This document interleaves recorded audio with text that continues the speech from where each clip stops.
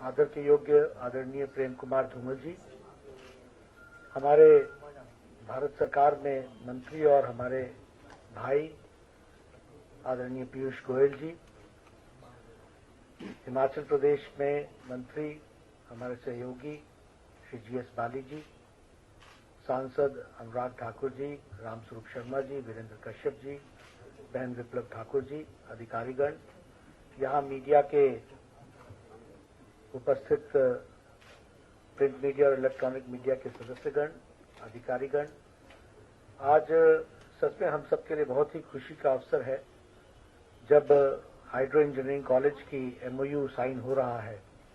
ये एक ऐतिहासिक घड़ी है और ये ऐतिहासिक घड़ी भावनात्मक रूप में निश्चित रूप से जो लोग इसके इंसेप्शन से जुड़े हैं उनके लिए विशेष महत्व रखती है।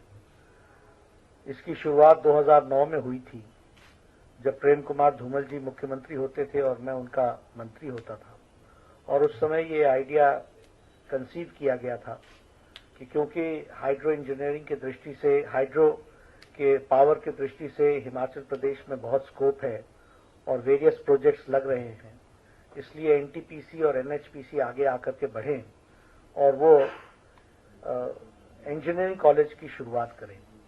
ये PPP मोड में उस समय सोचा गया था, कॉन्सेप्ट बड़ा नया था और इसमें कई डेलिब्रेशंस हुई। जैसा कि धूमल जी ने भी कहा कि वो इसके डिटेल्स में नहीं जाना चाहते, मैं भी आज उसमें डिटेल्स में नहीं जाना चाहता हूं, लेकिन आज के दिन मैं आदरणीय प्रधानमंत्री श्री नरेंद्र मोदी जी को और हमारे मंत्री श्री पीयूष गोयल जी को बहुत बहुत धन्यवाद देता हूं जिन्होंने इस सपने को साकार करके दिया है। और जो हम कहते हैं सबका साथ सबका विकास, और जो हम कहते हैं कलेक्टिव फेडरलिज्म, इसमें हम देखते नहीं है कि स्टेट में किसकी सरकार है और केंद्र में हमारी सरकार है। सबके साथ बराबर का सद्भाव रखते हुए इस बात को हम लोगों ने बढ़ाने का प्रयास किया है। और मैं जहां उनको धन्यवाद देता हूं क्योंकि आखिर ये इतने लंबे समय तक रुका क्यों था, जो एक MOU से और एक चर्चा के पश्चात जो सिग्नेचर होगा उसके पश्चात ये साकार हो जाएगा। आखिर 2009 से लेकर 2016 तक इसको रुकना क्यों पड़ा? इसका कारण ये था कि कहीं न कहीं जो इच्छा शक्ति की जरूरत होती है वो इच्छा शक्ति की कमी थी। आज वो पीयूष गोयल जी ने वो इच्छा शक्ति दिखाई है, इसलिए ये साकार हो सका है। हम लोग कई बार आपसे मिले और आपने अधिकारियों को कहा कि इसको करना है, ये पेंडिंग वर्क है। 2009 में जमीन दे दी गई थी और 2009 से लेकर के 2016 तक इंतजार करना पड़ा।